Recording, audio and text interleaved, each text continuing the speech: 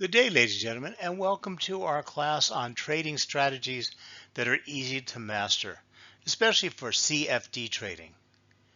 Now, keep in mind you can learn the strategy, but you need to make it your own.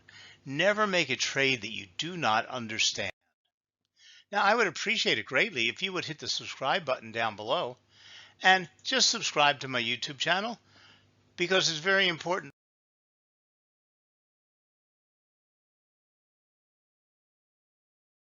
that we increase our subscriber base. I promise you, we're not going to get in touch with you. We're not going to send emails. I don't sell anything. I don't promote anything. You won't hear from me at all via YouTube. So please click on the button and subscribe to my channel. And of course, comment and watch our other videos.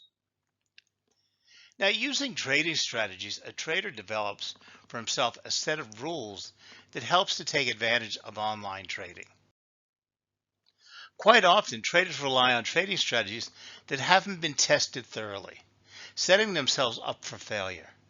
The truth is, you could spend hours searching over the internet for the right strategy and have no luck finding one. Before discussing trading setups and possible strategies, we need to first understand why one would consider trading Forex or CFDs in the first place.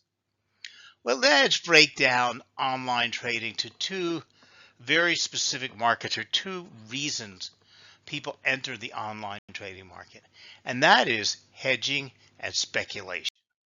Now, most of us that are coming to this class are speculators. And as speculators, we look for strategies to make profits in a short period of time. Now, scalping is a technique for making quick trades and taking small profits regularly, many times over a day. Scalping can be an exciting and high-octane way to trade, but traders must keep tight stops to prevent being wiped out by sudden negative moves against their position. Now, most of us won't do any scalping. Most of us are going to be short-term speculators. So we will concentrate on speculators like you and me. Now, Forex trading strategies come in all different shapes and sizes. So before you jump into them, we highly recommend you test drive them first. Do not just adapt a strategy and start trading. Trade it on a demo account and make sure that you have thoroughly tested it, you understand it, and make it your own.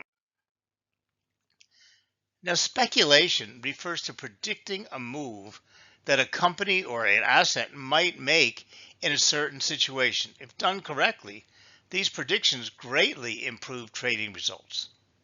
Speculation is what day trading or short-term trading is all about. With the help of decent strategies, you can progress in the online trading world and ultimately develop your own trading strategies. The downside is that it is time-consuming and a difficult process. So even me, I'm an experienced trader. Now, all of my strategies, I would say, are mine. But you know what? They started out many, many years ago as being somebody else's. And then I adapted, I adjusted, I tested, I modified. And so where it came from, I don't even know anymore. But it was somebody else's strategy because I didn't want to start from scratch. Now, the good news is that there are many pre-made strategies available for you to try. Although it is better to play it safe, especially if you're new to the game, you need to change your tactics from time to time. This may allow you to see a profit margin you could have missed otherwise. So what is the best trading strategy? Well, let's take a look at three of the most popular, well-used strategies that are easy for a beginner to start with and adapt to their own. We're going to provide you with an overview of strategies that have worked for many years so that you can research the ones that you are interested in. These are the trading strategies that work, and they have been proven to work by many traders. Now, before we look at our top trading strategy recommendations for 2022, we should start by considering some of the most important trading tips. After all, while the right strategy can help boost the chances of success with your trading efforts, there's only so far that they can take you for best results. Then you must also consider the following keys to trading tips. Remember, any strategy should incorporate your risk management element. Now, always implement a trading plan. Ensure you have a suitable trading plan is critical to succeeding in CFD trading. 2, manage your risk. Ultimately, trading is about risk management, minimizing your risk so when you maximize your profits, that you can cover your small risks or your small losses and come out way ahead. Because remember, CFD trading is a potentially risky business. As such, a critical tip we can give to traders, whether new or experienced, is to manage risks to determine a suitable policy for overall continuality. Now, the first and most popular strategy out there, and to be honest with you, I think, because I have a lot of strategies I use. It depends on the asset, the market, the time of day, what the season is. But I think most of mine were always adapted from trend trading. Now, trend trading is to look and find a well-developed, nice moving trend. Now, we're lucky today because with online trading, we have access to a huge number of securities and assets to trade. We have advanced charts. Now, some of you guys will be the ones that, I just want to trade, and you trade and you trade and you trade. Or you have other guys who say, I'm only going to trade when I find the best high probability option possible. So even though I've adapted strategies, okay, the strategies are only helping me along the way. They're giving me an opportunity, but I have to analyze that opportunity. Now, I will only trade when we have what I call a well-developed, well-qualified trend. Markets trade in all kinds of ways. They're not neat. They're not organized. But when you have a trend, a well-developed trend that's making higher highs and higher lows, higher highs and higher lows, and staying within that trend support and resistance line, you have a well-developed, qualified trend. And then you have a high probability trading opportunity. When you have weak or ugly trends, and they could be trends, asset could be moving up, but it doesn't offer you the highest probability trade. Now, because we have so many assets at our fingertips, we don't have to just jump first. You're not the guy who says, I'm only trading Tesla, and you're constantly looking for an opportunity in Tesla. You have a whole entire stock market to choose from. Look for the asset in the stock market that is fitting your strategy and giving you the most high probability opportunities. Now, trend trading is one of the most reliable and simple trading strategies. As the name suggests, this type of strategy involves trading in the direction of the current trend. In order to do so effectively, traders must first identify the overarching trend direction, duration, and the strength. All these factors will tell them how strong the current trend is and when the market may be primed for a reversal. In a trend trading strategy, the trader doesn't need to know the exact direction or timing of the reversal. They simply need to know when to exit their current position to lock in the profits and limit the losses.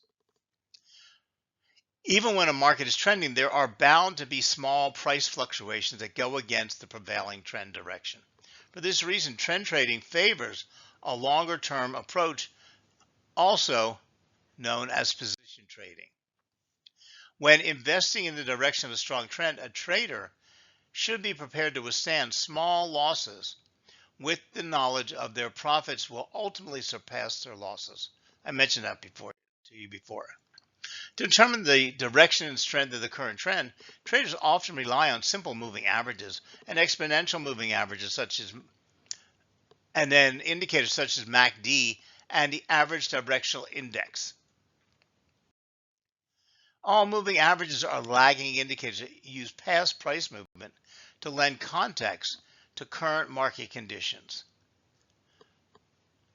In addition to providing insight into the current trend, direction, and strength, moving averages can also be used to gauge support and resistance.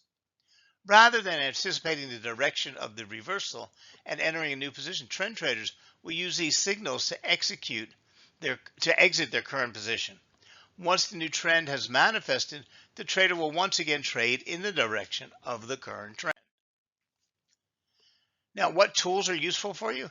Price momentum will often change before a price change occurs. So momentum indicators such as stochastics and RSI can also be helpful to identify exit points. These indicators help traders identify when price is approaching overbought and oversold levels. Now, trend trading doesn't require traders to know what will happen next, only to understand what is happening right now. As such, it tends to be a more reliable and consistent strategy. To trade effectively, however, it's important to confirm the direction and strength of a new trend before entering a position. Although you may not be the first one to enter the trade, being patient will ultimately shield you from unnecessary risk. 2 is position trading. Position trading is a little bit slower. Now, the nice thing about CFD trading is you can keep your trades open as long as you want. Okay, it isn't day trading. If you want to close them in an hour, you want to close them before the end of the day, you want to close them tomorrow, the next day, or the next day. As long as you have your leverage covered, you're perfectly fine. Now, with position trading, we're looking for confirmation of was using certain patterns. Okay, position trading is a strategy in which traders hold their positions over an extended period, anywhere from a couple weeks to a couple years, or a couple hours to a couple days. As a long-term trading strategy, this approach requires traders to take a macro view of the market and sustain smaller market fluctuations that counter their positions. Position traders typically use a trend-following strategy. They rely on analytical data to identify trending markets and determine ideal entry and exit points. The success or failure of position trading hinges on a trader's understanding of the market in question and their ability to manage their risk. And then 3, which is also a very, very popular trading strategy and easy to adapt, is range trading. Now, range trading is finding an asset that is moving within a specified range. We can call it support and resistance levels, okay? But that we're seeing an asset moving very specifically, hitting the top of the range, falling to the bottom of the range, pulling, and not that it's jig-jagged all over the inside. You will find assets that look just like this on the chart. You have to look for them, and when you find that, you can take buy and sell as they bounce around. And in each opposite direction, you know exactly where to put your risk, where to set your targets, and which direction to make your trade. And you could have several trades open. Range trading is based on the concept of support and resistance. On a price action graph, support and resistance levels can be identified as the highest and lowest point that price reaches before reversing in the opposite direction. Together, these support and resistance levels create a bracketed trading range. In a trending market, price will continue to break previous resistance levels, forming higher highs in an uptrend and lower lows in a downtrend. And what do we have then? We would adapt our trend trading strategy. Okay. They create a stair-like support and resistance pattern. In a raging market, however, price moves in a sideways pattern and remains bracketed between established support and resistance levels. Range traders are less interested in anticipating breakouts, which typically occur in trending markets, and more interested in markets that oscillate between the support and resistance levels without trending in one direction for a fixed period of time. Now remember, markets can do only 3 things. They can move up, they can move sideways, or they can move down. Most of the time, markets are moving sideways in a congested mess. Okay. There's sometimes that mess can be defined. And when that sideways mess of congestion is defined, you can put your brackets above and below those prices and get several trades in, a lot of trades actually, while it's bouncing between those brackets before it then determines to move in an uptrend or a downtrend or go back into congestion. Range traders use support and resistance levels to determine when to enter and exit a trade and what position to take.